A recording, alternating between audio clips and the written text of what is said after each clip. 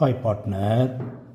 Under section 48 என்ன சொல்கிறாங்கன்னா, ஃபேர்மை close பண்ணியாச்சுன்னா பிஸ்னஸே க்ளோஸ் ஆயிடுது. அப்போ என்ன செய்கிறது? ஃபேர்மனுடைய அசட் எல்லாத்தையும் சேல் பண்ண வேண்டியது, லயபிலிட்டிஸ் எல்லாத்துக்கும் பே பண்ண வேண்டியது. அப்படி வரும்போது ஃபேர்மில் லாஸ் வந்தால் அந்த லாஸை எப்படி அட்ஜஸ்ட் பண்ணுறது?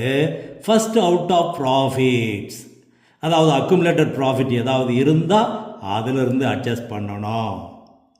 நெக்ஸ்ட் அவுட் ஆஃப் கேபிட்டல், பார்ட்னருடைய கேபிட்டலில் பிஸ்னஸ் லாஸை அட்ஜஸ்ட் பண்ணணும்.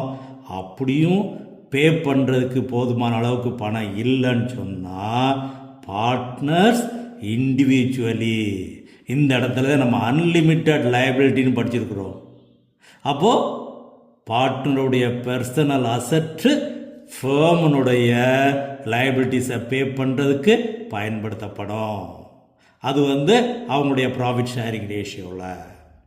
சரி, ரைட், ஓகே.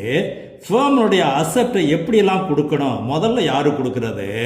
ஃபேர்மனுடைய அசட்டை ஃபுல்லாக சேல் பண்ணி முதல்ல தேர்ட் பார்ட்டி லயபிலிட்டிஸை பூரா பே பண்ணணும். மீதி பணம் இருந்தால் பார்ட்னர்ஸ் லோன், 2-3 பேர் பார்ட்னர் கொடுத்துருக்காங்க, 2 பேத்துக்கும் போதுமான அளவுக்கு இல்லை, நாட் சஃபிஷியன்ட்னா அந்த லோன் ரேஷியோ படி. சரி, லோன்லாம் கொடுத்தாச்சு, மீதி பணம் இருக்குது. அப்போ பார்ட்னர்ஸுக்கு கேபிட்டல் கொடுக்கணும்.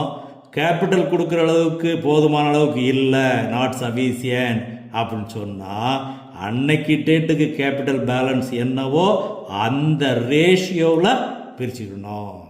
கேபிட்டல் பணமெல்லாம் கொடுத்தது போக மீதி இருந்தால் ப்ராஃபிட் ஷேரிங் ரேஷியோவில் பிரிக்கணும். இதைத்தான் நம்ம ரியலைசேஷன் அக்கௌண்ட் போட்டு ப்ராஃபிட்டை பிரித்து காட்டுறோம். எஸ், இது ஒரு பார்ட்னருக்கு டெபிட் பேலன்ஸ் வந்தால் என்ன செய்கிறது?